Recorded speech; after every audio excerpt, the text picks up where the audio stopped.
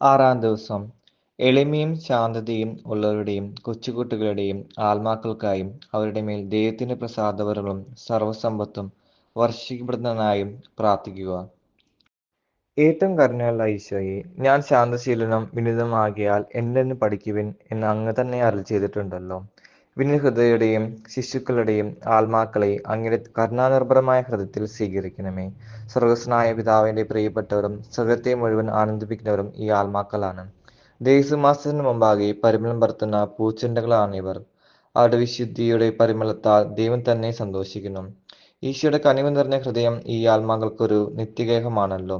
സ്നേഹത്തിന്റെയും കരുണയുടെയും മധുരഗാനം അവരെപ്പോഴും പാടിക്കൊണ്ടിരിക്കുകയും ചെയ്യട്ടെ. നിത്യനായ പിതാവേ, കനിവിന് ഉറവയായ ഈശോയുടെ ഹൃദയത്തിൽ മറഞ്ഞിരിക്കുന്ന കൊച്ചുകുട്ടികളുടെ ശാന്തതയും എളിമയുള്ള ആത്മാക്കളുടെ മേൽ അങ്ങയുടെ ദയാദൃഷ്ടി പതിക്കണമേ. അങ്ങേ പുത്രന്റെ ഏറ്റവും അടുത്ത പ്രതിച്ഛായകളാണ് അവർ. ഭൂമിയിൽ നിന്ന് ഉയർന്ന അവരുടെ സുഗന്ധം സ്വർഗത്തിൽ അങ്ങയുടെ സിംഹാസനം വരെ എത്തുന്നു. കരുണയുടെ പിതാവേ, സർവ്വനന്മകളുടെ ഉറവിടമേ, ഈ ആത്മാക്കളോടുള്ള അങ്ങയുടെ സ്നേഹത്തെ പ്രതിയും അങ്ങേക്ക് അവരിലുള്ള പ്രസാദത്തെ പ്രതിയും ഞാൻ യാചിക്കുന്നു. ലോകം മുഴുവനെ അങ്ങ് അനുഗ്രഹിക്കണമേ.